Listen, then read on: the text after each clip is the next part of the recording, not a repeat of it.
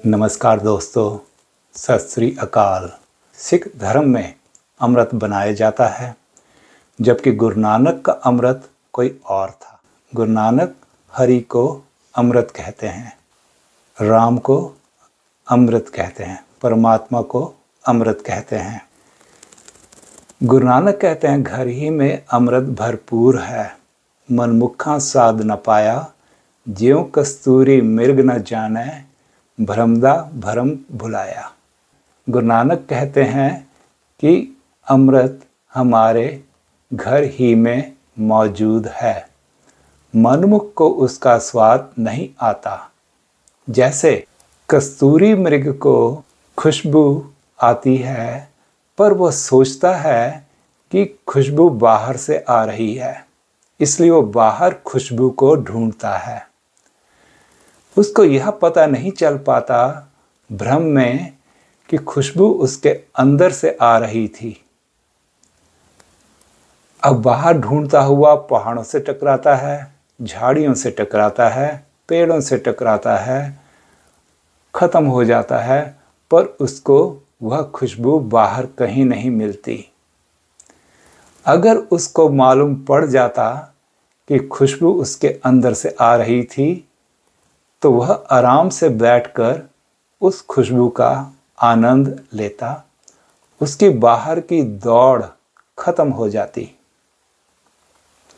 तो इसलिए गुरु नानक कह रहे हैं कि अमृत तुम्हारे घर में यानी तुम्हारे अंदर मौजूद है। मनमुख यानी मूर्ख को उसका स्वाद नहीं आता, क्योंकि मूर्ख नहीं जान पाता कि परमात्मा अमृत उसके अंदर है। अगर मनुष्य जान जाए कि परमात्मा उसके अंदर है और बाहर भी उसी का विस्तार है, तो उसकी दौड़ खत्म हो जाएगी। वह आराम से बैठकर परमात्मा का, अमृत का, राम का, हरि का आनंद लेगा। जो भी देखेगा वह परमात्मा को ही देखेगा, अमृत को ही देखेगा, और उसके अंदर जो है देखने वाली ताकत वह परमात्मा की ही है, सुनने वाली ताकत भी परमात्मा की है, विचारने वाली ताकत भी परमात्मा की है। उसके अंदर देखने वाला भी परमात्मा है, सुनने वाला भी परमात्मा है, विचारने वाला भी परमात्मा है, बोलने वाला भी परमात्मा है। जब उसकी पहचान बन जाएगी तो वह स्वयं कह सकता है, अहम ब्रह्म अस्मि। गुरु नानक अमृत कहते हैं परमात्मा को। कुछ लोगों ने क्या किया कि मनुष्य के आगे भ्रम का पर्दा डालने के लिए उन्होंने अमृत तैयार कर दिया पानी और पतासों से। अब जो चीज तैयार की जा सकती है वह नाशवान होती है, वह नाश भी की जा सकती है, वह अमृत नहीं हो सकती। अब अमृत तैयार करने की विधि भी बना दी, अमृत तैयार हो गया, लोगों ने पी लिया। अमृत अगर परमात्मा है तो उसको कोई तैयार कर सकता है? नहीं। परमात्मा का अपने आप प्रकाश होता है, वह अपने आप का प्रकाश सारी चीज़ों में करता है, मगर उसको कोई नहीं बना सकता, वह सब चीज़ बनाता है। अब गुरु गोबिंद सिंह जी ने अमृत तैयार किया। क्या गुरु गोबिंद सिंह जी अमृत यानी परमात्मा को बना सकते हैं? नहीं। गुरु गोबिंद सिंह जी जैसे करोड़ों साल में एक परमात्मा नहीं बना सकते, और वह परमात्मा एक क्षण में करोड़ों गुरु गोबिंद सिंह जी जैसे बना सकता है। 1-2 घंटे में अमृत तैयार हो जाता है, पीकर अमृतधारी बन गए। अब अमृतधारी तो बन गए, अब अपने आप को ऊंचा समझने लग पड़े। जब कोई अपने आप को ऊंचा समझता है, इसका मतलब वह अपने आप से दूसरों को नीच मानता है। अब अपने आप को सुच्चा समझने लग पड़े। जब अपने आप को कोई सुच्चा समझता है, इसका मतलब दूसरा झूठा है।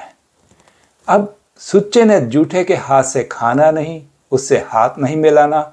अगर हाथ भी मिला दिया तो घर जाके स्नान करना पड़ता उनको, तो वह अपवित्र बहुत जल्दी हो जाते हैं। फिर वह ककार पहनते हैं।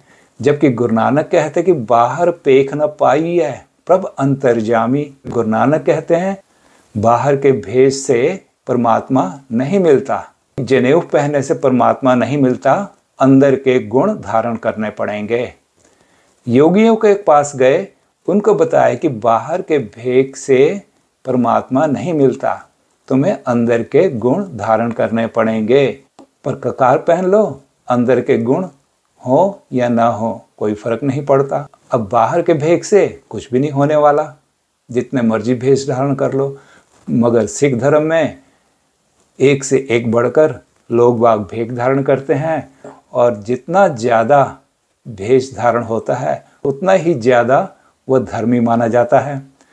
अब इस अमृत को SGPC प्रचारती है। उसके प्रचार का तरीका है किसी भी प्रचार का कि भाई गुरु गोविंद सिंह जी के नाम पे प्रचारो, यानी कि अंधापन अपना और नाम लेना है गुरु गोविंद सिंह जी का। मूर्ख अपने आप हैं, परंतु गुरु गोविंद सिंह जी के कंधे पर बंदूक रखकर चलाते हैं।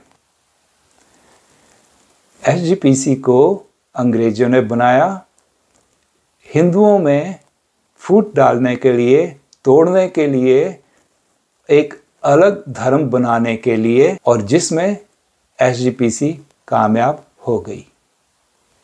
धन्यवाद। जय हिंद।